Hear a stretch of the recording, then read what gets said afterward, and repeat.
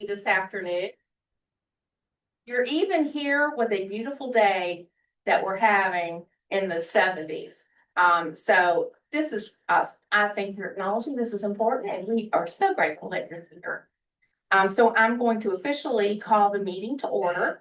And before we get started, we need to entertain a motion for some virtual participation. Mr. Steve Sandy, representing Franklin County, Mr. Chuck Unruh, representing the town of Clifton Forge, Pete Peters, representing Benton, having requested all to participate remotely with the commission meeting this afternoon for our policy, allowing for remote participation for emergency, personal, or medical matters, and a physical quorum is present.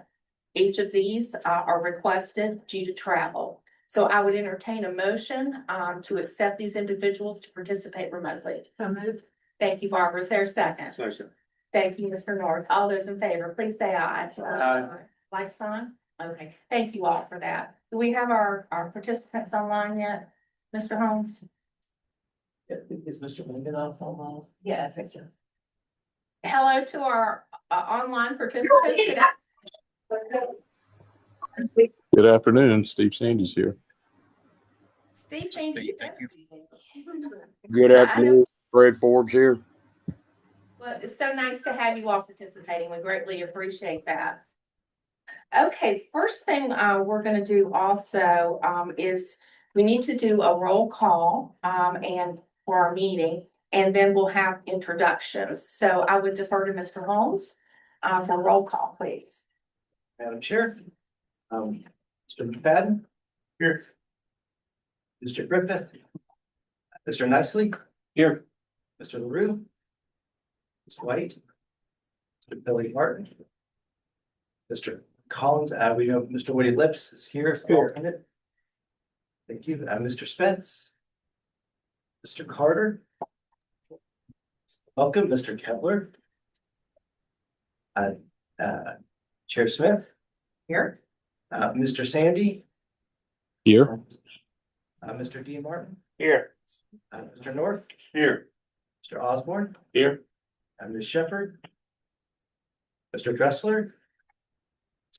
We do have online with us Mayor Forbes from Covington. He will be appointed to the commission, we believe, next month, but he is attending remotely today to observe today's meeting, but not in a voting capacity. So welcome, Mayor Forbes. Mr. Volleson. Here. Ms. Erdman. Here. Vice Mayor McGuire. Here. Ms. Dirk. Here. Vice Mayor Green. Here. Mr. Holliday. Here. Ms. King. Here. Loudermilk. Mr. Unruh. You online. Mr. Wood. Mr. Clements. Mayor Gross. Here. Mr. Peters online with us. Yes. Participating. Thanks. Thank you. Madam Chair, we have a quorum. Thank you very much, Mr. Holmes. I'd like to take this opportunity to formally introduce Franklin County citizen appointee, Mr. Chris Kepler. Put your hand up, Chris, if you would. Hello, everyone. Our Board of Supervisors duly voted to appoint Chris to the this commission, Alleghany Regional Commission. And this guy right here is a rock star. And I think you guys are gonna really think and really know what a good fit he is for the work we do here. And so I welcome you. If we could just quickly go around the table and just say where you're from, just so he can maybe acclimate a little bit. Barbara, could we start with you? Yes, I'm Barbara Dirk. I advocate for bicycling and walking from the city of Roanoke. I'm wearing my baseball shirt that everything was 20% off, 50% off. So I encourage everybody to get baseball. Go, Barbara. Ken McFadden, Allegheny. Hunter Holiday, Salem City Council, and Barbara, I'm glad you promoted to say it. I'm Woody Lips from Craig County, Citizens Representative. We're glad to have you here. Mayor Brad Gross, Town of Benton. D. Martin, Roanoke County. Bill North, Roanoke County. Peter Ballson, Roanoke City. And me. Virginia Mullen, Louisiana. Lee Osborne, Roanoke County. Brandon Nicely, Botetourt County. D King, City of Salem. Dawn Earthman, City of Roanoke. And Rory Green, Salem City Council. We've got the best commission in the Commonwealth. I would like to also ask our staff to introduce yourselves and what capacity work for the commission. Sherry Dean, Finance Director of the Commission. Amaya Matthews, Regional Planner for the Commission. Gina, Regional Planner, it's my first. That can be. Anna Potter, Peer Network and Community Engagement Coordinator. Bailey Hobson, I'm the serve as the Director for the Conflict Response Program. Amanda McGee, Director of Community Development. Sharon Goldman, also a new regional planner here. Brian Hill, Senior Planner for Housing, Economic Development and Comprehensive Planning. Thank you guys so much. And because we have such a high flying commission, There's two staff. I was, right, please, ladies, please, you're sitting in the corner, you know. There's benefits to that. Jessica Mehiran, Public Engagement Manager. Tara Mueller, Environment and Resiliency Regional Planner. I am so sorry. I forgot y'all were sitting there. And we've got one more over here. I'm Chris Robertson, I'm the Director of Transportation, and they kicked me off the island. This is a lesson learned for your chair. But anyway, as we have this wonderful commission, our staff are outstanding. And we've got some new folks. And Jeremy, I'll ask maybe if you want to introduce some of our newer folks. But we graciously thank you for choosing the commission for your career. You guys are going to make a tremendous difference and you are making a difference. So we appreciate it. Would you like to introduce the newer members, Mr. Oh, Holmes? yes, actually, I've got. Was that in your report? That was in my, Oh, I hold. okay, We can hold. we'll get there. Don't worry, Okay, folks. very We'll good. show you off in a moment. Okay, next on your agenda, number 3 is the approval of the consent agenda items, which are comprised of approval of the agenda, the minutes, financial reports. Having reviewed those, do you all have any requests for anything to be pulled for further discussion? Additions, deletions, amendments? Hearing none, I'll entertain a motion for approval of the consent agenda as submitted. Thank you. Is there a second? Second. Thank you. All in favor, please say aye. Aye. All others like sign, and that carries unanimously. Okay, chair's remarks. I just have a couple quick things, if you'll indulge me. I first of all want to extend just my personal thanks and for everybody that came to our August 11th strategic planning meeting. We had outstanding attendance from this commission and from our staff. And it was very heartwarming to have that support from you guys as we move into our future with this strategic plan that's going to look at 3 to 5 years for now. And I just want to thank each and every one of you. I thought we were collaborative. I thought that the facilitators and our consultants were well informed as to how to guide us in a very specific and deliberate manner. And we're going to have a good end product, and we'll talk about that in a little bit. But I just wanted to thank you. In your email this week, you've also received registration opening for the annual dinner. That's going to take place October 30th at Explore Park. The keynote speaker will be Ed Clark, who's the superintendent of the Appalachian National Scenic Trail. We'll have music by the Celtic band Ken Folk. You may come in costume and dance if you so desire. You can wear our kilts. You can wear your kilts. He's Yeah. not kidding. He's not. Oh, he's not kidding. No. I dare you. I will. And so if you would be kind enough to respond via the link in your email. Our annual meeting is a fun time, and it's a time for us to look back and celebrate everything that we accomplished holistically in the commission for the last year. It's always a fun time, and we get spouses that come, and it's always a good time to see what some of your better halves look like. I'm speaking to the men specifically. So please try to make room on your calendar for that. And that is all I have, Mr. Holmes, and we'll move on to your executive director's report. Thank you, Madam Chair. I think I do want to note that we're very excited to get Mr. Clark, who's also a local boy. I believe he grew up in Benton. and did some work around the region. So we're bringing him back from DC to talk about the local or the regional and broader impact and economic impact and history of the Appalachian Trail, which as we know goes through McAfee's Knob right here in Roanoke County. So very excited to have him. The main thing I wanted to share with you, some of you may have seen this in the news already, but in the last couple of weeks, a series of executive orders were released affecting the way or potentially affecting the way that the federal government does grant making. And that we've received, as you might recall, about 49% of our funding through various sources of federal grants from Department of Transportation, EDA, ARC, and SAMHSA. So I wanted to talk a little bit about what the potential impact and sort of what we're looking at as a commission. The executive orders established a number of goals and policies around grant making. To sort of summarize, the main points that probably affect us is to establish caps on the indirect rate that can be recaptured to set effectively the overhead of how we pay for a building and power and so forth, to put a cap on that. Established grant oversight by political appointees, so less power within the agencies that do the grant making and more with administration appointees. New language and contracts that makes it easier to cancel or rescind funding if projects are determined to not align with administration priorities, and making it more difficult for the same organization to receive funding multiple times.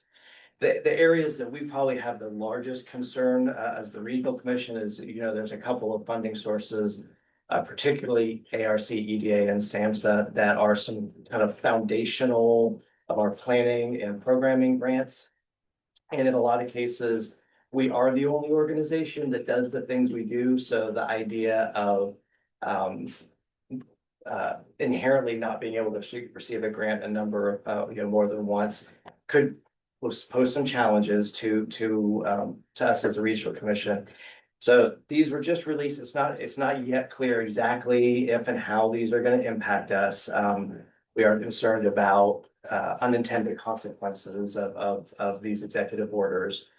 On the other hand, there are some goals that are laudable. There's a desire to overall simplify the federal grant making process. If any of you have written a federal grant, you know how burdensome that process and bureaucratic that process can be, and why it takes months and months to make a decision. So to the extent that that's one of the goals, we think that that's probably a good idea. We are working very closely with the National Association of Development Organizations. I'm on the board for that group representing the Eastern region. They're very involved primarily with EDA, but on a number of the community investment. So Appalachian Regional Commission, Southeast Crescent Regional Commission, and others that do a lot of this grant making, and they're monitoring very closely and having advocacy calls with their members about what's happening, how we can educate folks, and what are some likely implications. As often in this case, it happened 2 weeks ago. It's still too early to know exactly how this is or if it's going to affect us. One of the things that we are expecting to do, and which I would invite any comments on, is we were encouraged to write letters to our congressmen and senators. Purely from an educational perspective, this is an executive order, not a legislative decision, so they really can't do anything themselves, but just to let them know how this might affect us and similar organizations. And so we're intending to work on that letter with guidance from NATO. Probably get that off to Congressman Klein and Griffith and Senator Warner in next week. And there may be some alignment by other nonprofits and grant recipients in the region who may model some of their own advocacy and outreach efforts kind of on that language. The biggest impact is actually likely to be higher education and healthcare. That seems to be where these are primarily directed. So our funding from DOT, economic development, does not seem to be the target of the executive orders, but nonetheless, that idea of unintended consequences is one that we are concerned about. So again, I would invite feedback if this body is okay with the idea of sending a letter. And again, we're using guidance from NATO, so they are working with regional development organizations across the country. So we would align our language with that of kind of best practices and other groups. I'm happy to share that with you if you would like. Otherwise, we'll develop that and get it out. Potentially set some meetings and have conversations with our legislators just to, again, inform them about some of the concerns that we've got as a body. Do any of the commissioners have any feedback for Jeremy at this juncture? Comments, questions? I would ask if you would, can you, talk about the acronyms ARC and SAMHSA Yeah, for purposes of scenario? absolutely. ARC, Appalachian Regional Commission, so that is the John F. Kennedy Origin Rural Economic Development Group. The primary, so Botetourt, Alleghany County and Craig County get support from the Appalachian Regional Commission. We receive a small amount of planning funds that we use to provide technical assistance and planning support to those localities. So that's Appalachian Regional Commission. SAMHSA, I'm gonna try to get this right, Substance Abuse and Mental Health Services Administration. Did I get it, Bailey? She's giving you the Okay, affirmative. good. I needed to look around Mr. Nicely to make sure I got it good. I got a smile. So SAMHSA provides about half of the funding for the Roanoke Valley Collective Response, and a big chunk of that actually is sub-allocated. If you've seen the news recently, there's been a number of stories about peer recovery specialists and the HOPE Initiative and some other programs. We support the Bradley Free Clinic, their subcontract, their SAMHSA funds to do that work, to send folks out on the ground working on issues of overdose and recovery. So unfortunately, that's probably of the grants that we hold, the SAMHSA grant is probably the one that is the most in danger of being impacted by this. But there's a chance that EDA, Economic Development Administration, for which we also receive funding, and ARC could also see. It's unlikely our Department of Transportation would be impacted by this, but those other community investment programs are potentially at risk. Thank you for doing that. Thank Those of us that work in government every day, we like acronyms. And it's a foreign language to many people. So if you ever need a clarification, please let me know and we'll get that done. So if everyone is okay with the idea of the letter, we'll pursue that and I'll be happy to share that at the next commission meeting and keep you updated to the You extent. guys okay with that? Yes. Okay, very good. Thank you, Jeremy. Now some good news. As you heard, we have two brand new staff members, some of whom are in their fourth day and the other is the sixth day, I believe. So I want to take a moment to introduce Jinren. Jinren recently completed a dual master's degree in urban and regional planning and science and information from the University of Michigan, Ann Arbor. She combines a deep passion for urban planning with strong technical expertise, with experience in GIS-based ADA equity analysis, transportation planning, and community engagement. Jinren brings a thoughtful and data-driven approach to her work. She is joining our transportation team under Mr. Robinson. Those of you who know, we lost John Stanton to the abyss of California recently, as we've lost so many talented young men. We're very excited to have Jinren join us and join that team. And I also want to introduce Shira Goldman, who's behind the columns. I see her shadow. So Shira just started with us on Monday. She was born and raised in Las Vegas, Nevada, attended Smith College, where she earned her BA in environmental science and policy and landscape studies. She's passionate about sustainable development, applied ecology, and community resilience. And because she shared with me, I will share with you. In her free time, she enjoys learning to play the banjo, playing soccer, and hiking. Yeah. So Shira joins our community development team under Amanda McGee. And we're very excited to have both of them with us. And this does officially put us back up at full staff. You have an org chart in front of you, which Eric Smith asked for us to share this with you, just to let you know kind of where everyone lies. But this puts us back up to our 17 full-time staff here at the Regional Commission. And take a moment again to recognize Jinren and Shira for joining us today. This is our first board meeting, so the acronyms, is a good idea, turn my notes. Ladies, welcome. We're so, as I said earlier, we're very grateful that you chose us. And well accomplished young ladies that you are. We look forward to your expertise in moving our mission forward. So thank you so much. Okay, perfect. Did you have anything further? Okay, excellent report. Thank you. Okay, next on our agenda, we are going to get a regional economic update from the Richmond Federal Reserve.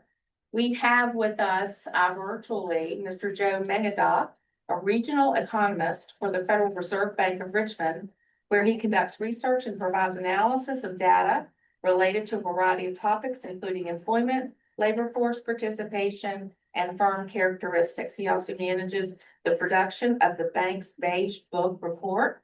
Prior to joining the bank, he spent a decade providing revenue forecasting and analysis of proposed legislation for the chief economist of New Jersey. He received a bachelor's degree in economics from Virginia Tech, master's degree in applied economics from Georgia Southern University. He also holds the designation of certified business economist from the National Association for Business Economics. And so we welcome you, Mr. Megadoff, to our meeting today. And we very much appreciate you taking the time to be with us. Yeah, thank you. Thanks for allowing me to join virtually. Of course. Can I go ahead and share my screen, my presentation? Yes, indeed. Okay.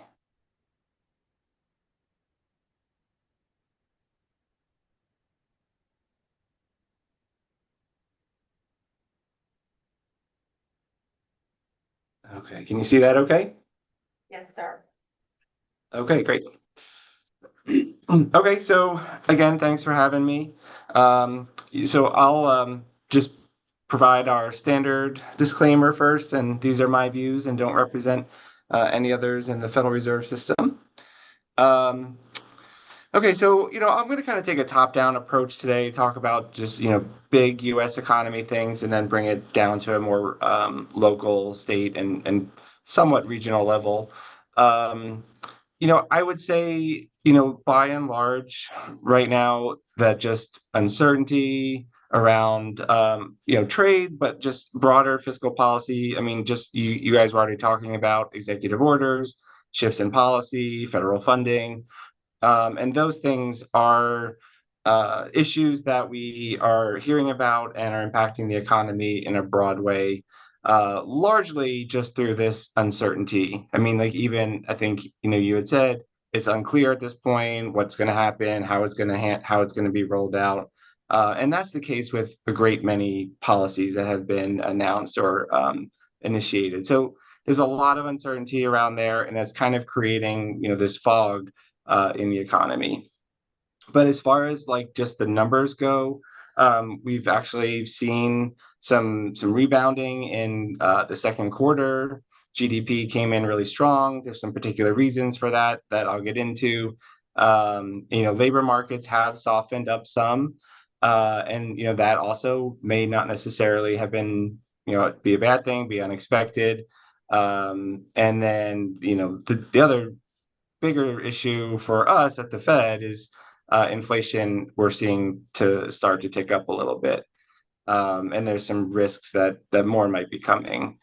So as I said, we've seen some big swings in GDP, but consumers generally have continued to spend. Although we hear a lot about price sensitivity and deal seeking and sort of shifting month to month on what consumers are spending. It's travel, it's leisure, it's entertainment, it's necessities. But really just as the aggregate level, consumers are still spending. So, inflation, like I said, is creeping back up. With the labor market softening, it's not past this point towards normal. We've actually been in a really, what we describe as a tight labor market with not a lot of supply, not a lot of available people. And then that's really starting to come back towards something more normal. So there's some weakening, some softening, but nothing that's raising any red flags yet. And Virginia's labor market largely tracks the nation. But though, with the presence of DC, Northern Virginia, federal workforce and federal contracting, we have a lot of exposure to federal government. So there's some potential risks and impacts because of that. Although right now, what we're seeing in the data, Virginia is looking a bit better off than DC and Maryland. So I'll get more into that later. But again, just the general risks right now to the economy are, tariffs and federal policies, cuts to employment, to spending, and that's impacting our district disproportionately, again, because of DC being in part of our district, and then Maryland and Virginia just having such close ties to it. And then, so that there's some direct impacts from that exposure to government, but then also just this general sense of uncertainty from these rapidly changing policies and all the policy challenges that are happening is just leading both consumers and businesses to just not know when the right time might be to make an investment, a financial decision, or even any major changes to, like, say, their employment levels. What we saw here is the GDP, so our broadest measure of economic activity, came in really strong in the second quarter, but that was following a weak first quarter, a period of negative growth. And the way that this data are calculated, it really matters what changes quarter to quarter. So, this is kind of like an annualized view, like an annualized growth rate, but it's the quarter to quarter change and then annualized. So that number looks overly strong. The FOMC, the Federal Open Market Committee, puts out economic projections of where they think the GDP will be by the end of the next several years. And those estimates, the latest estimates for that came in June, and then the next estimates will come with the September FOMC meeting. So, keep an eye on that when that comes out to see how the committee has changed. But I don't think, really that this first and second quarter, these numbers have fundamentally changed the expectations for growth. I think, as we'll see here in the next couple of slides, there are very specific things, and it is very much about trade is why we saw this negative number and then the strong comeback. So if you look at this is a table. I don't expect you to look at all of this, digest all of this. So let me just sort of point out what I think is relevant. So this is the first quarter GDP numbers when they came out. And what we saw was a lot of import activity. And because imports are not things that are domestically produced, that's actually becomes a negative. It's a subtractor from GDP. So, we had this surge of investment, anecdotally, and, in the news, you can see a lot about what businesses were doing to try to get ahead of those tariffs. And that was putting in a ton of orders, just trying to get as much to the US before tariffs went into effect.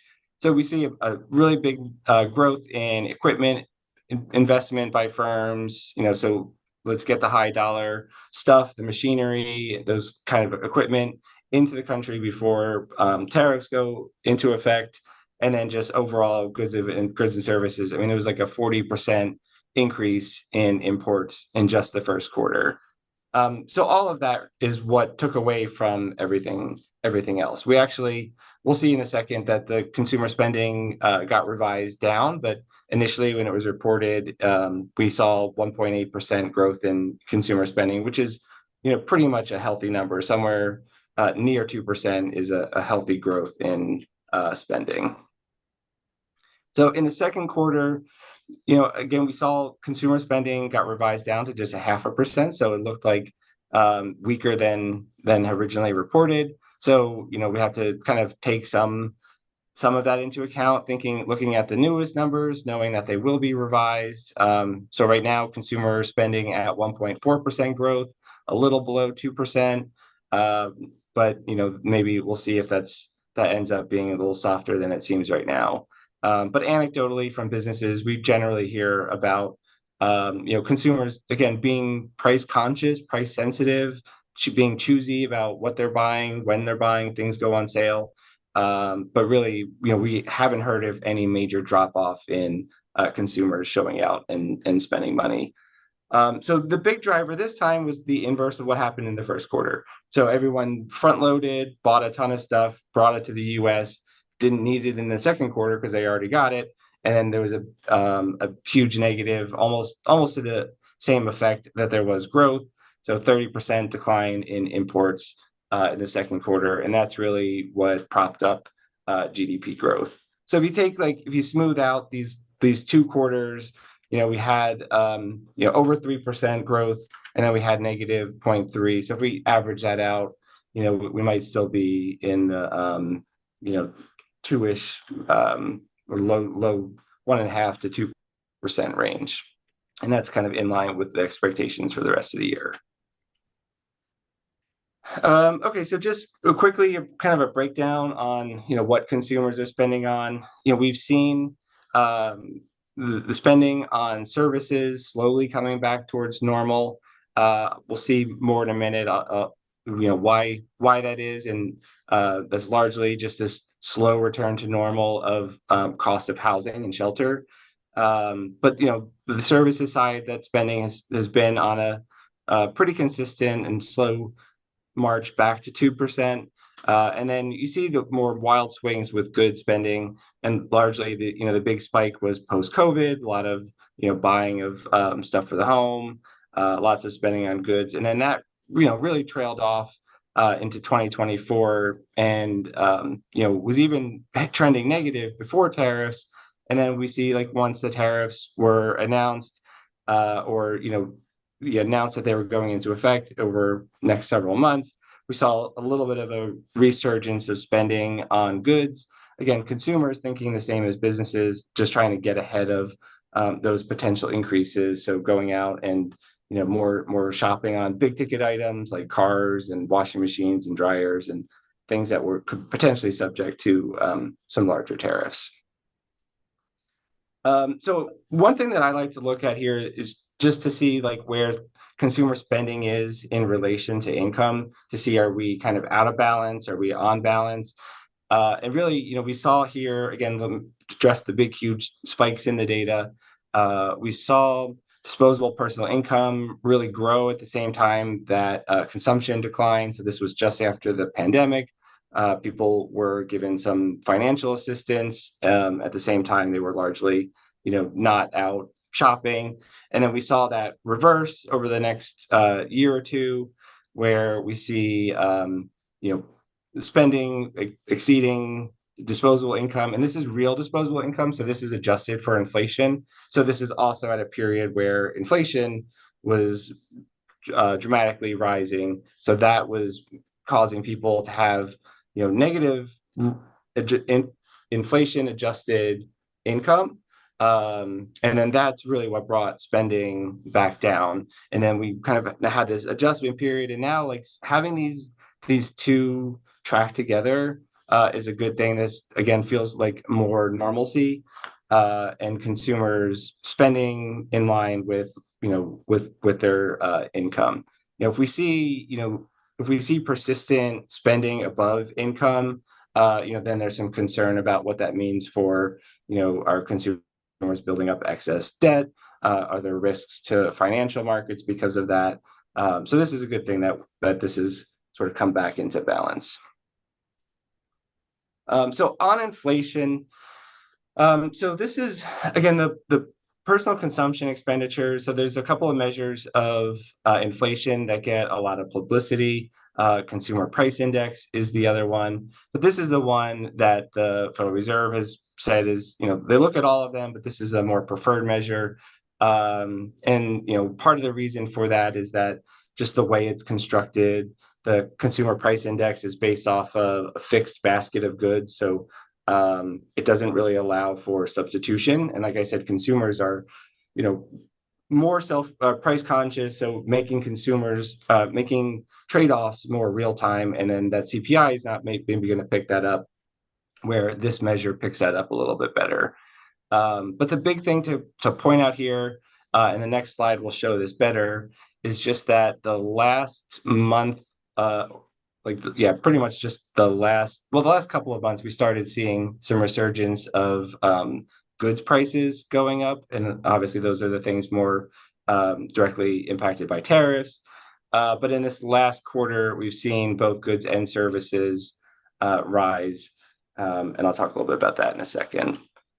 So this slide is kind of a lot to look at here. You'll have to strain your eyes to really see everything. But what the kind of takeaways from this is if you look at the chart on the left, the things in yellow, those are your goods prices. So we saw during the pandemic, a lot of inflation was coming from goods. There were, supply chain disruptions. There was a lot of demand, a lot of people chasing fewer goods, drove up prices. So we had a lot of inflation from that. And then food and energy also had a ton of price growth. There were some specific reasons for that. Some, the war in Ukraine affecting gas prices, different one-off sort of incidents like bird flu affecting the stock of chicken and eggs. And that was really impacting a lot of those prices. But, what we saw over the, 2023 going into 2024, we not only saw goods prices stop increasing, but we saw some negative. We saw some prices actually declining. So if you see it on the left side, these little yellow bars below the zero line, we were actually getting some help on inflation from those goods prices. And then that's kind of stopped going into 2025. And then in the last month, you can kind of barely just see that, there's some goods inflation starting to pick back up. Anecdotally, this makes a lot of sense with what we've heard. A lot of businesses said because of that front loading and because of the delays, the pushbacks of tariffs, there's still some expectation that the tariff impact hasn't even really started to show up yet. So that is a concern going forward and something that we'll be watching pretty closely and to see how that impacts the inflation numbers. But one of the bigger impacts was this month, or the latest month, was that we actually saw core services increase, and we've seen shelter costs continue to decline. So if you look on the right panel of this, we see that this doesn't, since this includes both core services and goods and shelter. You can see here that the cost of just home ownership and rent is still a huge driver of inflation overall. And you can see, going back to the left side, the dark blue line, we've seen that coming down, but coming down really slowly. If right now we could get another 0.5 or 0.75 point, reduction of, this contribution to inflation from that, we would actually be closer to 2%. So that's maybe a counterbalance to having this upside risk to goods inflation. We may still have some continued downward pressure on housing costs. I mean, I'm not going to get too much into housing today, but there is still some concern just over supply and demand imbalances in housing that could, and has been what's been keeping that higher for longer. But some of the core services where we actually saw some increases recently are more on like medical services. So we see hospital services and dental services adding some to inflation. Okay. So, kind of getting more regionally. So, big picture U.S. economy, the numbers are still looking fairly good. Our regional surveys of manufacturing and non-manufacturing activity have been a little more pessimistic, a little more negative. This is our manufacturing survey. Our measure is in the light blue. We compare it here to a national survey of manufacturing firms. Both for the last couple of years have been, around or well below zero. And that's really continued recently with both measures seeing a pretty sharp decline in the most recent months. And though, you hear a lot about manufacturing and what that could mean for reshoring and boosting U.S. production and U.S. manufacturing, by and large, a lot of what we hear from our manufacturers is that just the tariffs and the uncertainty are making things more challenging for them. So you can see a couple of quotes here from a Maryland and Virginia manufacturer. The Virginia manufacturer talking about how they were really holding off on price increases for a long time, but now they're getting to the point, they said as of July 1st that they just couldn't absorb any more cost increases. So now they're starting to push those prices onto consumers. So that sort of, gives evidence to what I just said, that some of these price increases have been delayed and are maybe just going to start showing up over the next couple of months. And then, this manufacturer in Maryland just said that all the uncertainty and chaos is just causing their customers to freeze. And then, they don't know what's going to happen. So they're not making decisions. So then they're not placing orders. So that sort of that fog just causes people to pause and then not make any decisions. Kind of similar services, story and services. We've seen things weaken over the last several months. And again, the comments are largely about tariffs and uncertainty, and then just general federal policies, both on the funding side and on some immigration side.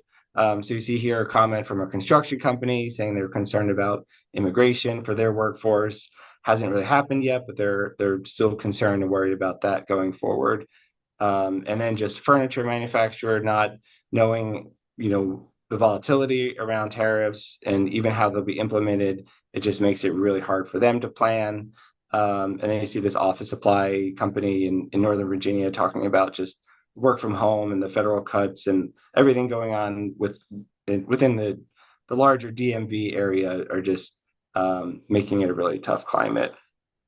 So you see just a lot of this uncertainty, causing issues and some softness in business activity.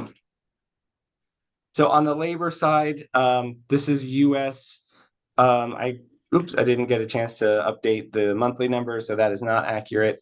But the big story that hit the news, more recently on this was that the last 2 months were downgraded pretty significantly. So it initially looked like the July and June and July numbers came in pretty strong, and then those got revised down, showing a weakness, showing a weaker U.S. labor market than initially reported.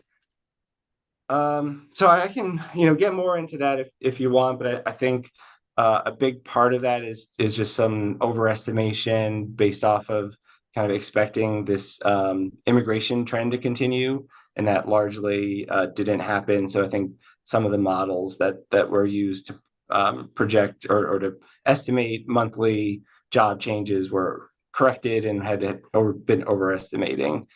So with that, this is now corrected data.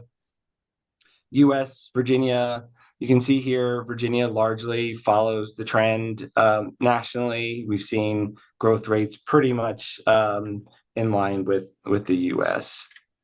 And then for us, Virginia's unemployment rate typically, or pretty much, I think maybe always for the entire length of the series, has been below the U.S. So we typically have a high functioning labor market. We have a lot of participation, but we've seen that starting to trend back up and a little bit quicker in Virginia than in the U.S. So there may be some federal worker impacts showing up in that data, but I'll come back to that in just a minute. The other thing that we've seen is this decline in labor force participation. So we had, like going up into the right before COVID, we had a really strong participation number for Virginia, given the demographic changes and the aging population. So that was a really good number. We had a longer period of that being below But then we saw that come back up and exceed that pre-COVID level, which already was a good rate. So we had a really strong participation rate in Virginia, and now we're seeing that it was slowly trending down, which makes sense again with demographic trends. But in the last couple of months, there's been a sharper decline in that. And I think what the story is going to be in the next couple of charts will show is that this may be largely driven by retirements and not layoffs. So we're seeing the unemployment rate drift up, but we're seeing participation decline. So those two things together and these next two charts, I think, give me some evidence to say that a lot of the impacts of federal worker declines in Virginia, at least, are more driven by maybe the early retirements and not people who lost a job and then went to the unemployment line. Okay, so this is partly why I say that. So this chart right here shows unemployment claims, so initial claims for all the states in our district, but obviously DC in the dark blue, Maryland in light blue, and Virginia are the main states that have really seen this impact. So this is, again, initial claims are the right after someone loses a job, they file for unemployment insurance. If the next week they need to continue, it's a different process. That's called a continued claim. That's going to be the next chart. But this kind of gives you like a week by week look at some increases in people filing for unemployment. So you had this spike in DC and in Maryland in, I don't know exactly the data point. Oh, no, they're on there. So around February 15th. And then Virginia didn't quite see that big of a spike. So again, the yellow line here, we've had a couple of periods of spikes kind of near 100 people or so. But really, we haven't seen the huge increases that we saw in DC and Maryland. And then as far as the continuation of those claims, again, the dark blue here is DC. So a lot of the people who, lost their job, went to unemployment, and now have stayed on unemployment are largely in DC. Maryland there being the second one. And then Virginia, again, we haven't really seen that much. So I think, by and large, this tells me that the impacts to Virginia so far have been not as bad, maybe more on the retirement side, and less the folks who, or possibly that anyone who was displaced in Virginia was able to find a private sector job, more easily, more quickly. So the last thing that I'll just say on this, and then I'll open up for questions, is that where this matters, beyond just DC, Northern Virginia, is that this has potential impacts to outside regions, kind of through the state tax and funding formulas. So if we have this big impact, which again we're not seeing it as much right now, but if we have a big negative impact to the tax base in Northern Virginia, that could affect state tax collections, which then affect distributions to other parts of the state, including Southwest and South Side and other rural parts of the state. So while that federal workforce may be concentrated in one region, it may have broader effects and ripple effects throughout the state. Okay, so I'm going to skip the conclusion slide and then just go to questions. So feel free to ask me anything and I will try to answer. Thank you so much, Mr. Magadov, for a wonderful comprehensive overview. I'll open up the floor to the commission. Mr. North. A question on the inflation rates. Did that include energy cost and grocery cost, or did that exclude those two items? And if they included the cost, what would be the net impact of inflation without those two drivers? Yeah, so I was showing both. So at least with this personal consumption expenditure series. We actually have seen the headline number, that one that includes food and energy, performing better than the core services. So we've actually seen some food price and energy price, soft or slower growth in those. So those, I think, let me see if I have the latest numbers. I had them on another. I don't. Let's see if I can get to that real quick. And this is CPI. So yeah, so both measures of inflation right now are showing the one that includes food and energy doing a little bit better. So the other measure, the CPI, has it at 2.7%, and then the core service is around 2.9%. I think the PCE numbers are, a little lower than that, but kind of similar in scope. So it's really, like I said, shelter that's driving the continued, I guess, stickiness of core services, or this, slow decline. So. Question? Uh, Yeah. Oh. Well, yes, I guess we don't address, I think there's a big negative connotation towards tariffs. And you didn't recognize the fact that we brought in $95 billion worth of revenue to the government in relation to those tariffs. And so I guess that $95 billion, and what that's going to equate to, what they're saying is that's going to be a $2 trillion increase in revenue to the United States. So how does that play into any of this? I guess that's what I'm asking. Yeah, sure. So I mean, a couple of ways, right? So the government gets that money. They can use it to spend on things. So as far as GDP numbers go, that could be some increase in government spending. But as far as, yes, they're collecting that money, but on whose behalf is sort of the question. If a lot of that is passed through to the end consumer, then it's our citizens who are paying the majority of that. So it's a tax on us, not a tax on the country that it came from, even though they're the ones who are going to remit it to our country. There's some degrees of how much that does actually get fully passed on to the consumer, and that's something that we've been really trying to get a better handle on. Is, at what point is the manufacturer and, the foreign manufacturer going to eat some of that cost versus it just getting passed on down the line.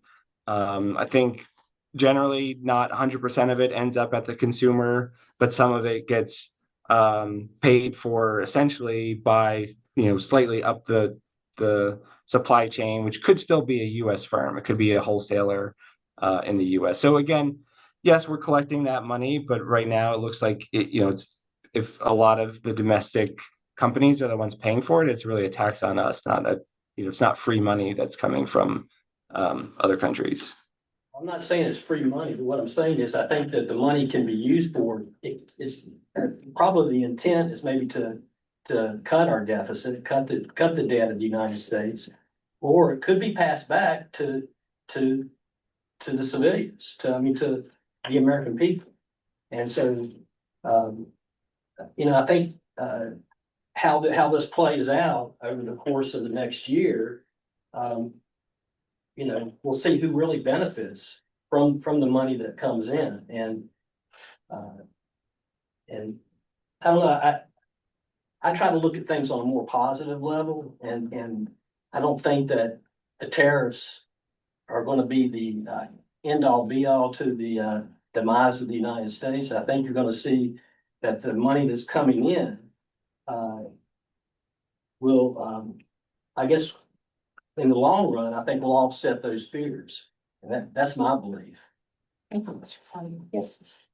I have a general follow-up question to Mr. Holliday's question and that would be that chaos and uncertainty typically isn't good for business.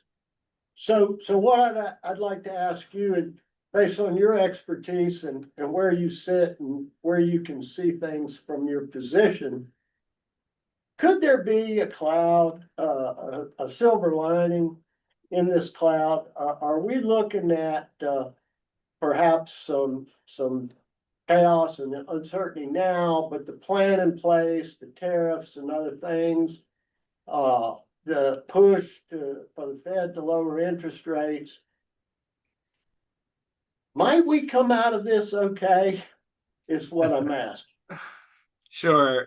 Yeah, I mean, if I'm looking for a silver lining, that when we say like that, this cloud sort of and the chaos make people and businesses want to pause and not make decisions. One of those decisions is to not get rid of anybody. So we're sort of in this position of low hiring, but also low firing. There's haven't been a lot of major layoffs. So not really knowing what's going to happen. So also not really expecting a major negative decline coming means that companies aren't getting rid of staff.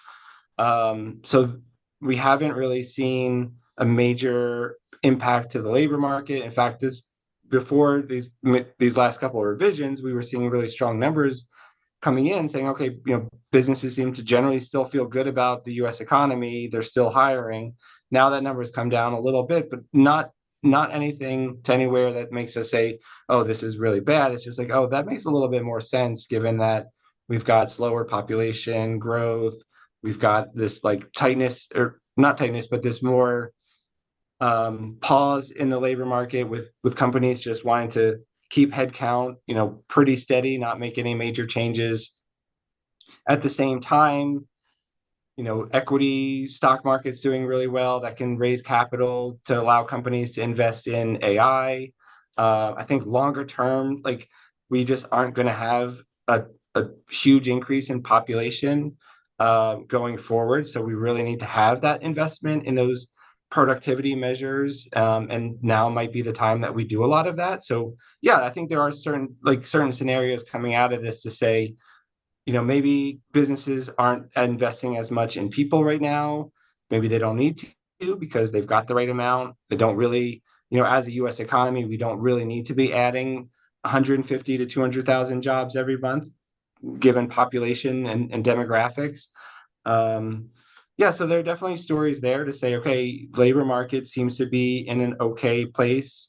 Inflation is largely headed in the right direction, even with maybe some risk of tariffs not being as much of a risk as even just the housing dynamics are right now. That's sure, like lower interest rates could then help if the Fed lowers rates, which they've sort of signaled and kind of opened the door for that to happen in September. That lowering of those rates could start, spurring some investment activity, might signal to folks that, okay, we've held back for this long. Now's the time. We're going to be on an interest rate decline path. We can start spending again. We can start building again. And those things would greatly help us, get the housing supply needed in the economy to help bring down those prices. And that would do a lot to offset the inflation. So yeah, I think I hope my presentation didn't come off all doom and gloom, but I think, largely what we do hear from companies is just that it's making business challenging to make business decisions right now. But yeah, I do think that there are scenarios that play out that can be favorable longer term, definitely. We have a question from our Vice Chair, Mr. Vollison. Yeah, so I appreciate the presentation. There's a lot of great information in there. One of the things is, we are seeing inflation go up currently. With the tariffs finally going into place, is there any projection as to how long it will take for those to top out? Or is there any kind of, I know it's a kind of magic 8-ball situation, but is this something that could possibly, rectify itself quickly, or this is going to be something that will take some time for it to go through? Yeah, I mean, unfortunately, I do think the answer is we don't know, and it depends on a lot of factors. It depends on the timing of the tariffs, who they're on, any negotiations that happen that improve or can mean that number comes down, who bears the cost, who's sharing it across the supply chain. So yeah, I mean, no, I don't think so, which is why I don't think we're going to see all of a sudden a massive increase. It could be just this over several months, a little bit of upward pressure. But even like, I don't think anywhere on the scale that we saw it, goods inflation go up during the post-pandemic surge. Because I think, consumer demand could sort of offset some of that. So if prices go up a little bit, demand pulls back a little bit, it's also not going to show up in the inflation numbers as strongly either. So,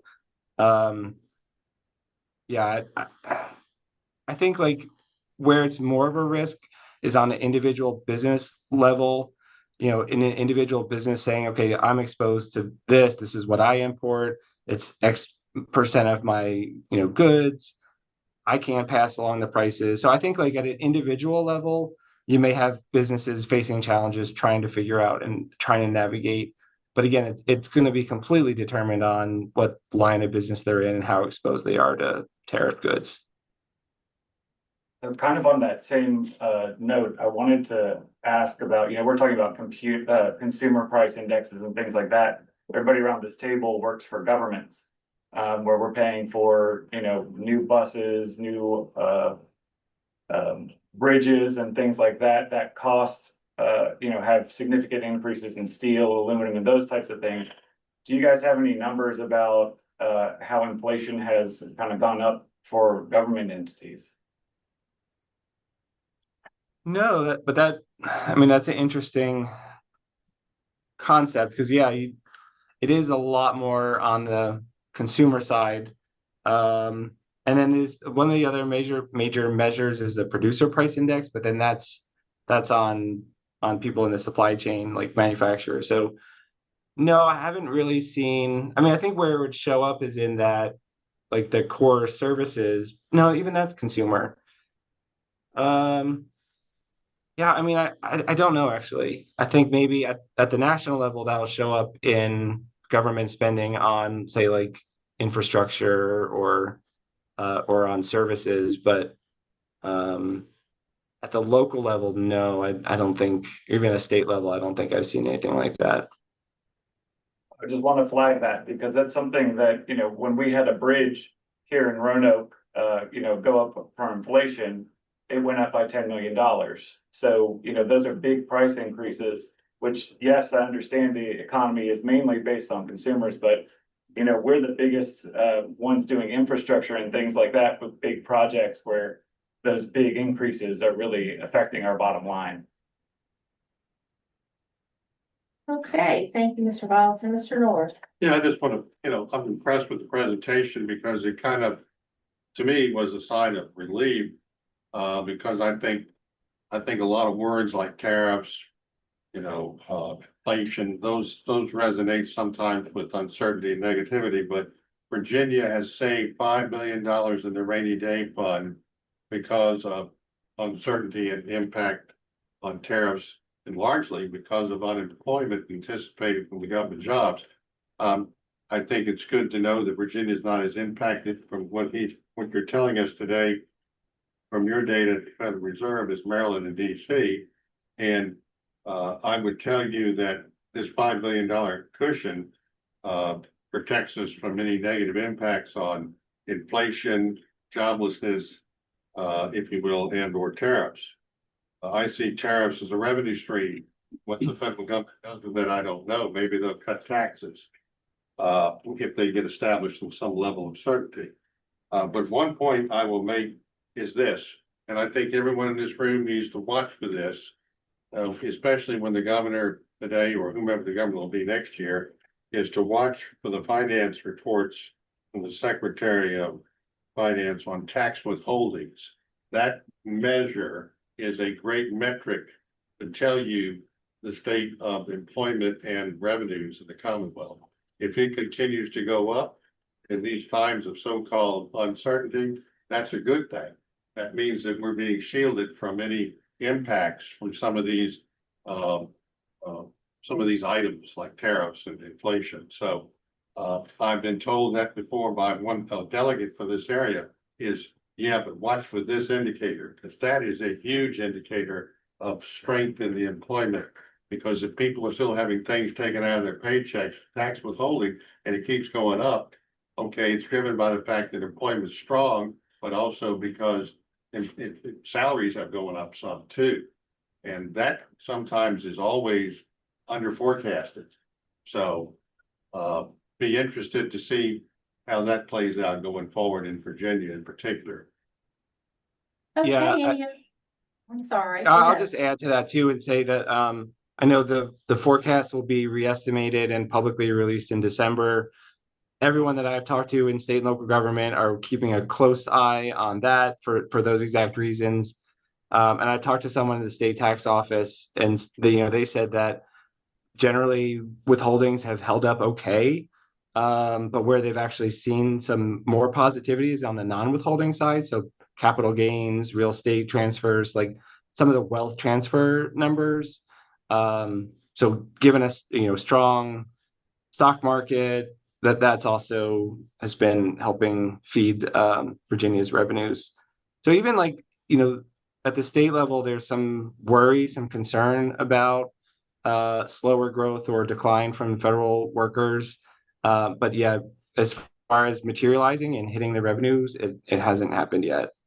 And I think the bigger unknown is, just how many people took this September buyout. So the October and November tax withholdings are, going to be the ones to watch.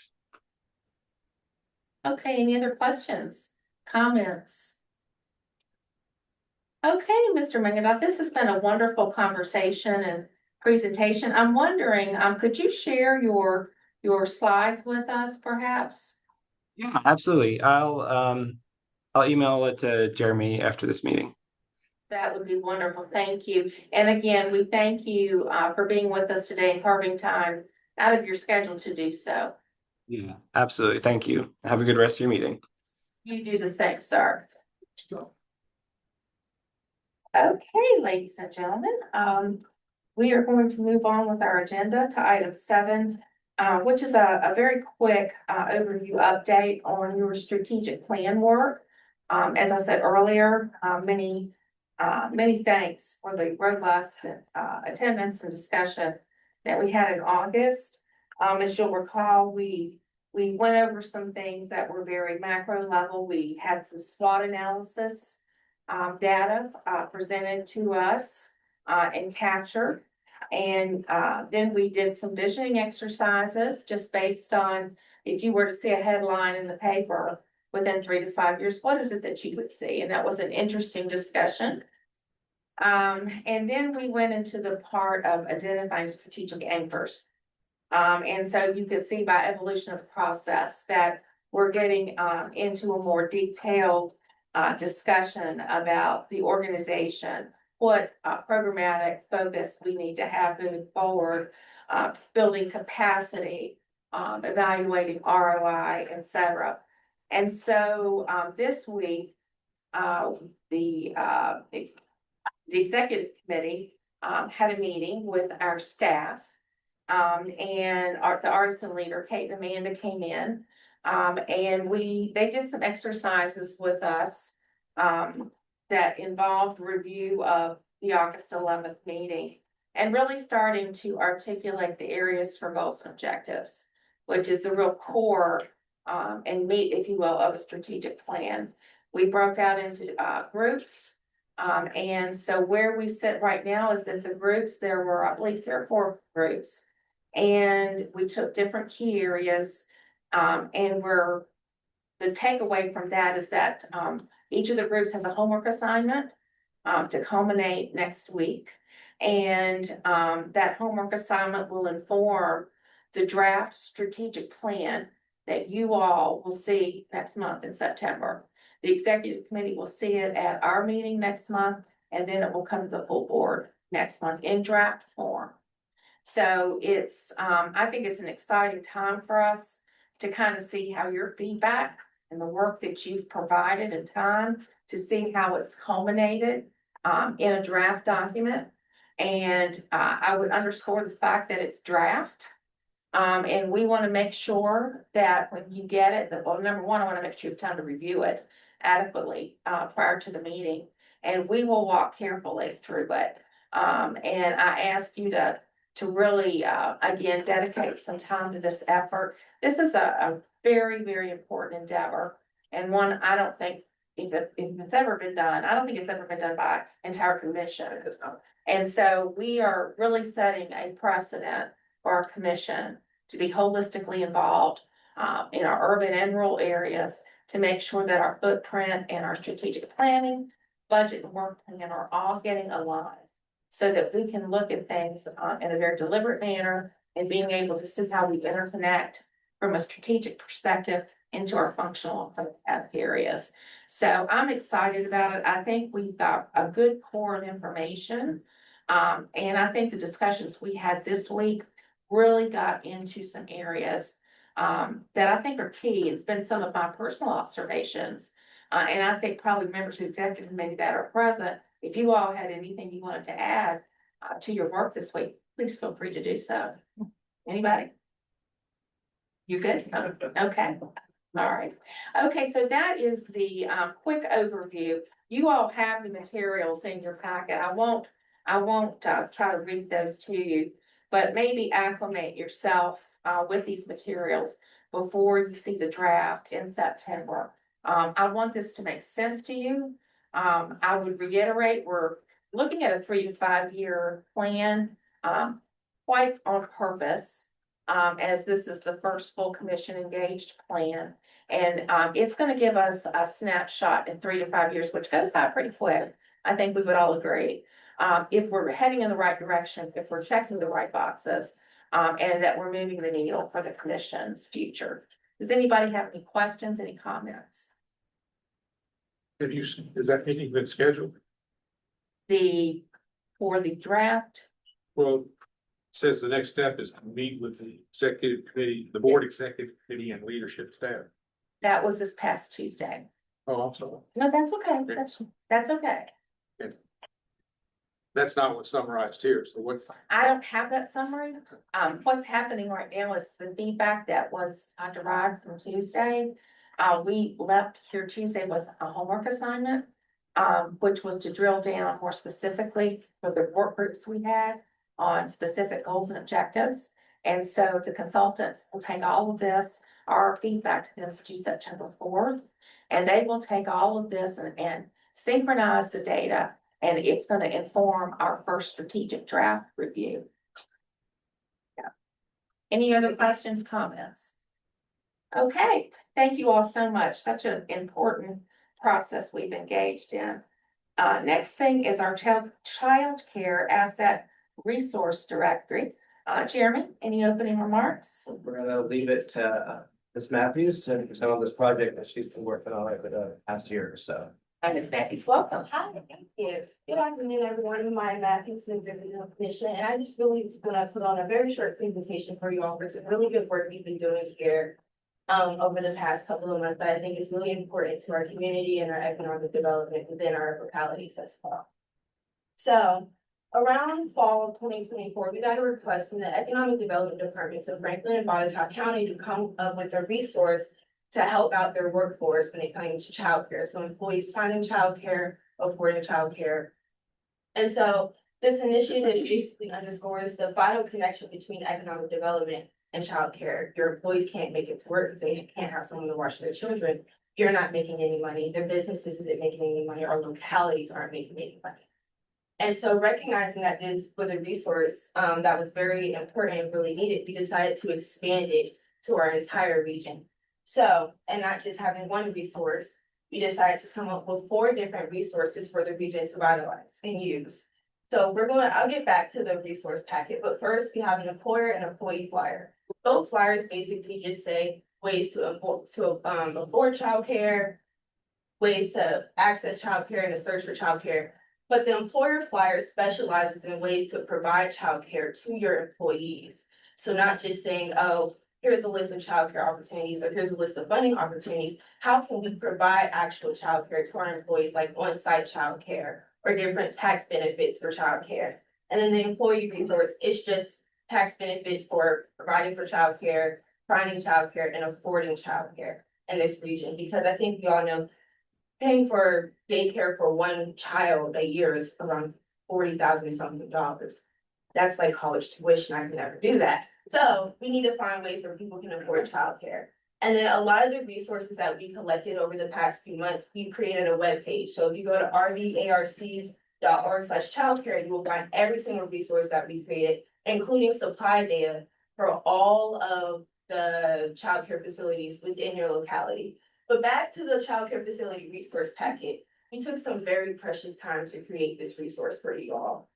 And it's a booklet, and it has every single childcare facility in our region. We did some extensive, for instance, this is the city of Roanoke's list. We did some extensive research. We spent months looking at data. We spent months contacting different facilities. And so this booklet is supposed to go to businesses and economic development departments to help share these resources with the people in your community. Because this is a resource for every parent in your community, even parents in this room right now. So we think it's important to have this, and we spend a lot of time on it, and we would love for you all to utilize this. And it also tells you the different types of childcare as well, because you may want a religious-based childcare center, or you may want a non-religious-based childcare center, all based on your preferences. So we make sure to include that. And then just our next step, we're having a meeting with United Way to align both of our visions when it comes to childcare, to expand these resources throughout our region. And we're just spreading all these resources to our stakeholders, our economic development partners. We've also spread them to collective response stakeholders as well, just so everyone has a feel of what we're working on and that this resource can be utilized by anybody in the region. And that's about it. Did I go too fast? No. Okay, perfect. No, Any questions? thank you. Any questions, commissioners? Comment.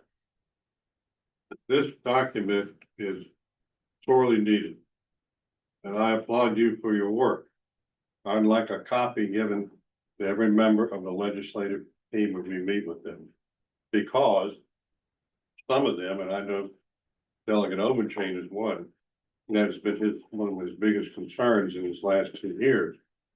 I don't know how far that got in the General Assembly, but I think this is an important workforce development effort in disguise, because that's one of the problems with our workforce and filling jobs is you got to address the childcare needs too. Otherwise, as someone said, if you spend $30,000-$40,000 a year, you got to have a job that pays to compensate for the childcare portion. The biggest childcare resource that's probably not in that book are grandparents in this area. I know too. And you know, the cost for the grandparents is pretty good rate. Yeah, well, and I can tell you, as she indicated, Franklin County, we were very interested in having and helping to suggest and underwrite this. The numbers are staggering for parents. We wonder why our population is shrinking. We wonder why, and it's in large part affordability at the end of the day. And in Franklin, we are very aggressive in our economic development platform. And one of, I talk about a 3 or 4-legged stool many times, and childcare has risen in a lot of the regional meetings I go to and state level meetings. Yep. Childcare is part of the discussion now. It didn't used to be that way, but it certainly is now. And for all of the points Mr. North made, it has everything to do with our ability to be successful with our economic development initiatives. We want, our salaries that we can offer, if they don't cover your childcare costs, or if your employer is not providing childcare services, that's part of the deliberation for potential employees. Mr. North, did you have something else? Yeah, I worked for Norfolk Southern until 10 years ago. And they were beginning to explore the option. And when they moved to Atlanta, they may have started in Norfolk, they had childcare on site. I don't know the details and particulars, but that definitely helped, especially in the Atlanta area where you got to commute an hour. And some childcare places aren't even open at 6 in the morning when you start your commute. So that's been a big plus for them from what I've heard. But the industries or the businesses around here that pool together in some fashion to open up one are going to reap the benefits of good talented people who go to work. I'm just waiting for somebody, whether it's Carilion in healthcare, or it's maybe community college, or maybe a local government that might pull together to offer this in some way at a facility and help offset some of that cost by furnishing some of the staff that runs it. It's going to be a huge grand slam home run. And somebody's gonna wake up one morning and say, I think we need to look at this and start studying. So, Ms. Matthews, have you all considered, whether we could do a short survey of the localities that we serve to see if this is something they're doing, entertaining? So we never considered a survey, but I think that's a wonderful idea and we can definitely make that happen. I would appreciate, I think, do you all agree? That's the next step. I think this again is strategic, and proactive thinking. Because I think we need to know of, we've got a very diverse footprint here at the commission. And I think if we're not looking at things like this proactively, maybe we will stimulate discussion with some of our localities to do so. And I think that, maybe as part of the survey and when we provide survey feedback, we can talk about some of the things Mr. North brought up about some of the benefits of perhaps, doing some collaboration and partnering. Yes. Go ahead. This is one of the reasons that folks don't move up and start their homes to the next level, because they got a mortgage payment today, whether it's 3.5%, or the market today is 6, probably 6.5. They don't move up because they've got maybe a car payment, they both work, but they got childcare costs, and that's a car payment or more right there. And they can't afford to move up to the next level of homes. And so, it's just a chain reaction. It You is. take care of this problem and you take care of 2 or 3 others downstream. Absolutely. And if I could just briefly add, as an operator of a small business, this is one of my biggest challenges, and it has been for quite a few years. It's getting worse, So not only large corporations wise for Right. playing something like this, but that could have a big impact upon small businesses. By the way, great presentation. Yeah, Ms. Matthews, thank you. Sometimes brevity is not a bad thing. We talked more than you did. Just to add one more thing, we recognize we're not the main ones even working in this space. Yeah, and so this was a response to a technical support request from Bottot and Franklin, as you heard.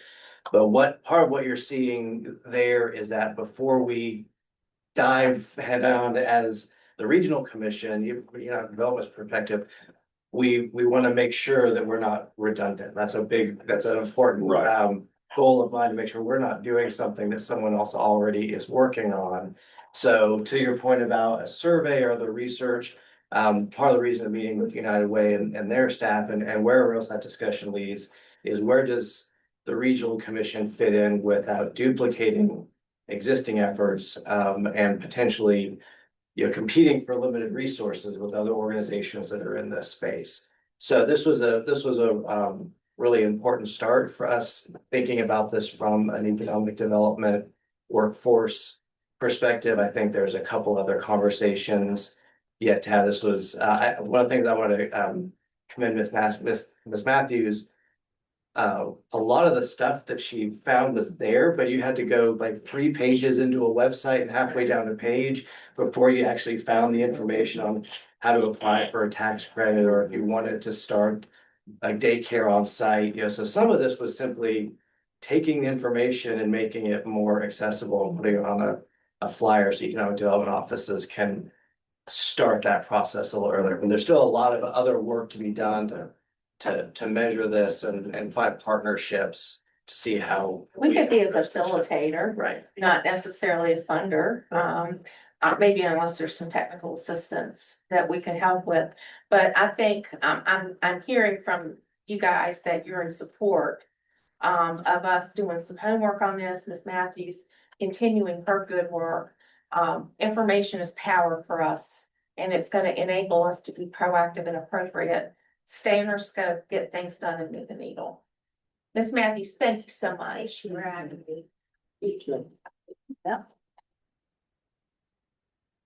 Okay, we will move on to committee reports. Mr. Holmes, am I to understand correctly that we have a report from the Roanoke River Blueway Advisory Committee? Yes, Ms. McGee, and then, Mr. Gold and I will have a brief update. Yeah. Update of the legislative committee. Gotcha. Hopefully even more brief than your last update. This is just to let the commission know that we did have elections for the new term for the chair and vice chair of the Roanoke River Blue Advisory Committee.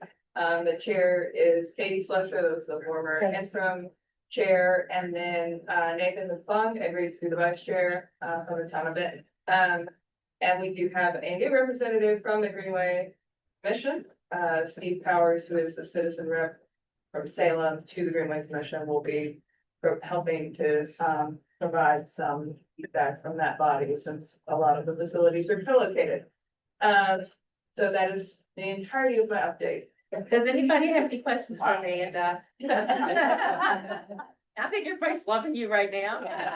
Any questions, comments for Amanda? Amanda, we continue to be very appreciative of your work. Thank you. Thank you. Okay, we have somewhat of a joint report on the legislative actions between Mr. Holmes and Mr. North. But Mr. Mine, I'll kind of give you a very brief overview, and then, Mr. North, the chair of the legislative committee, can fill in. You have in front of you the final approved legislative agenda. You saw a draft of this at the last meeting. Legislative committee worked on some language, and the executive committee did a final sign off at the July meeting. Basically, the only change from what you saw in June was some softening of the language around the airport. Initially, there was a specific dollar ask, and after just working with the airport and the chamber, we modified that language a little bit. Everything else of those other items are exactly what you saw at the June meeting. We will be taking that in the next several weeks for the one-on-one or two-on-one meetings with our legislators. We'll be scheduling that, and various members of the legislative committee will be sitting down with me, hopefully in person, with a lot of these folks, and going over this agenda. One other item I want to add, although it's not specifically part of our agenda now, at the VAPDC, the Virginia Association of Planning District Commissions, I want to make sure I don't get my acronyms spelled out. Their meeting in August, there's going to be an effort largely led by the Hampton Roads Planning District Committee to advocate for additional PDC funding for the amount of $100,000 per PDC. So 2.1 million request with General Assembly in the coming budget year. They've got a number of legislators from the Hampton Roads area who are already on board, both the Senate and the House, on supporting such a bill. We'll be working with them on some advocacy efforts that will probably be part of these meetings where we promote the regional agenda. So at this point, I don't know that we're going to incorporate it into specifically our regional agenda, but it will be a complement when we go into those meetings. And I will warn you, I may be coming to some of you to ask for resolutions of support from your counties and cities to help tell the story of why we would like more funding. The last time we received less funding now than we did in 2008. So we actually received less funding than we did before the mortgage crisis. So, and that's statewide. That's not just us. That's statewide. So we've been looking for maybe some support from you all, assuming that we are meeting your expectations. So, Mr. North, if you would like to add anything, I think that's all from me. Yeah, so there's Brandon Nicely, Debbie Loudermilk, Lori Smith, Hunter Holiday, Peter Bolus, and myself. We're going to split up and meet with different people. For example, Brandon Nicely is going to meet with Delegate Austin because he's in your neighborhood. And Hunter's going to meet with Delegate McNamara. In other words, we're all going to play a role so that no one or two people gotta do all the meetings, because it's time consuming. It's time consuming just to set the meetings up if you can get them set up. I know in Roanoke County, we've got all of ours set up except one over a span of about 2 days. We were very lucky, so you need to get working on that. Don't do it on the 29th or the 30th of September, please, and don't do it on October the 3rd. Because I won't be available. We will not compete with you, Mr. No, no, but seriously, this I think is in its 3rd year. And it's getting better every year. And I think it's good to have it in place because it tells us what we feel is important to this region. And I believe that, while we may not be successful every year, we had a lot of good success last year. And, so we'll report on the success after the General Assembly, which is a long session next year. We don't know who's going to be leading this next year, but this is a definite, a good step in the right direction.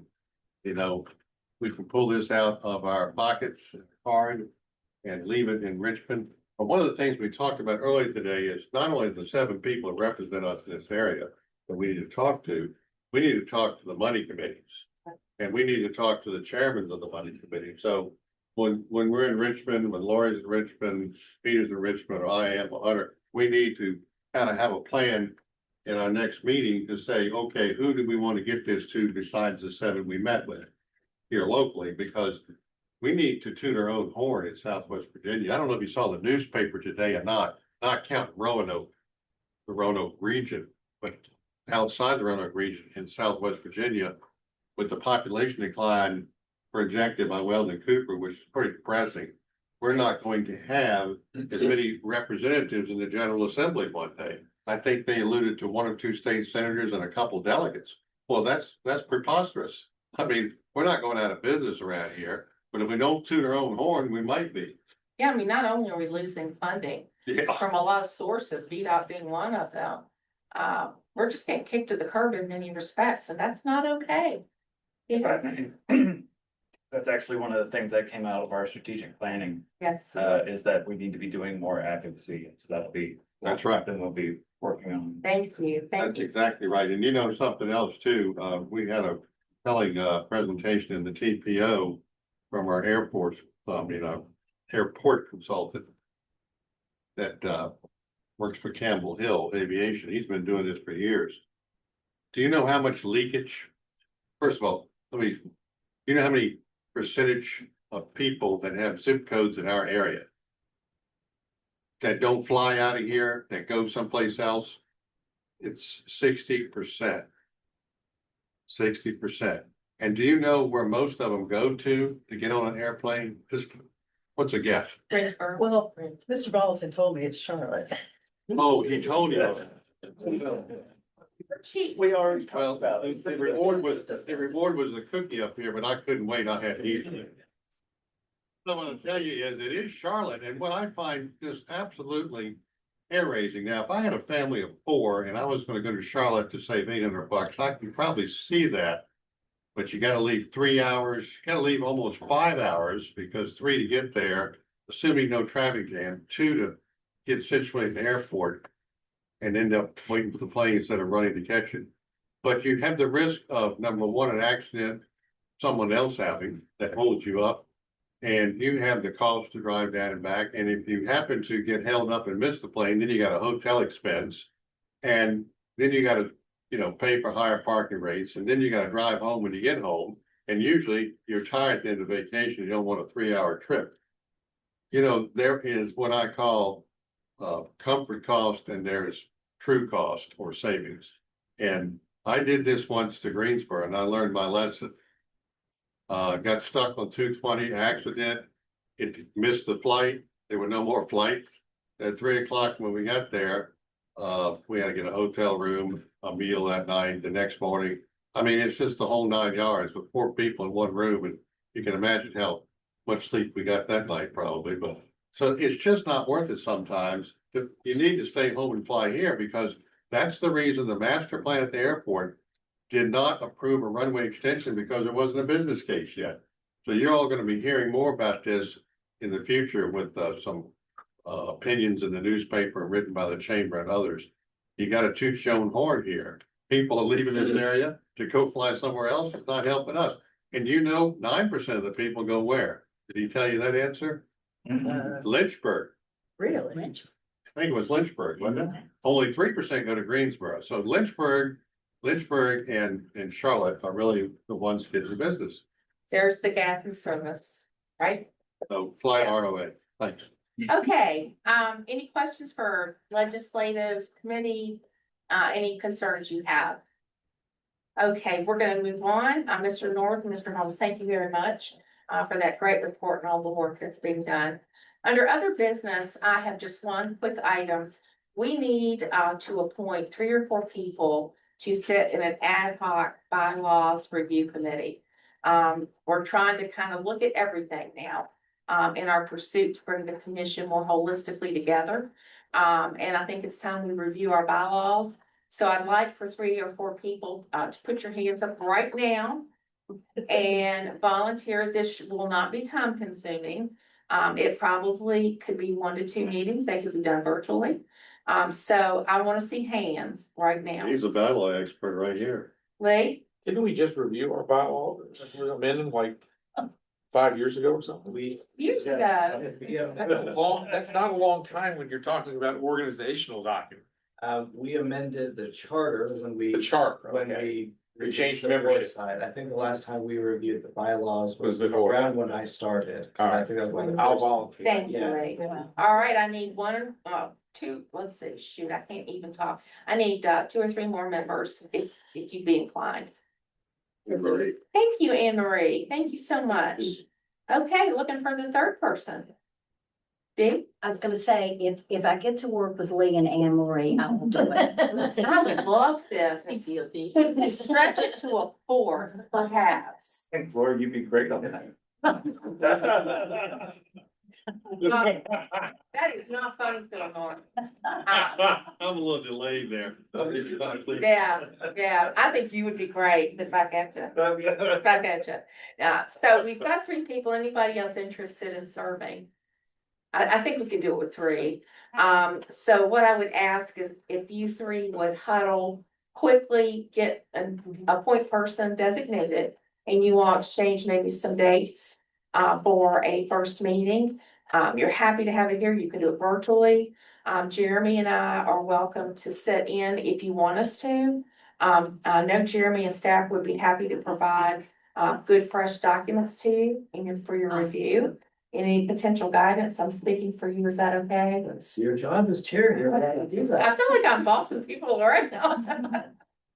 Okay, well, I am very, very appreciative of your willingness to serve, and you can work at your discretion. Not gonna put any deadlines on this. I think it's just important we get a good document placed to bring back to the commission for adoption. Okay, are there any comments, concerns, questions for commission members before we adjourn? Yes, sir. We had our groundbreaking today for the 911 center. Excellent. We're very proud of that. It took a lot of work to get there. It's also an extension to the Reed Mountain firehouse. And there also is like a 2,500 square foot shop that will be able to maintain this complete new system. We're adding towers, all new buildings for the communication equipment and all that. It's really top to bottom, and it's taken a few years to pull it together, but it's on its way now. So we're very proud of that. Congratulations. That's a very big deal. I know in Franklin, we're looking at building a new 911 center. Our folks are working in like a closet. I mean, That's kind of what we were. antiquated, and it's ridiculous. These people work 12-hour, very stressful shifts. So congratulations. That is a big win for Botetourt. And it's a pretty strict timeline. I don't know if they'll be able to keep on it or not, but it's kind of boom, boom, boom. Well, keep us informed. Anybody else got any good news to share? Come on now, you guys. All right, well, I will entertain a motion to adjourn. Second, Mayor, all those in favor, please say aye. Aye. All those opposed. Okay, thank you all so much for your time this afternoon. A stinker. You are a stinker. I just thought you mean a long. Yeah, well, yeah, why not? I know. You stop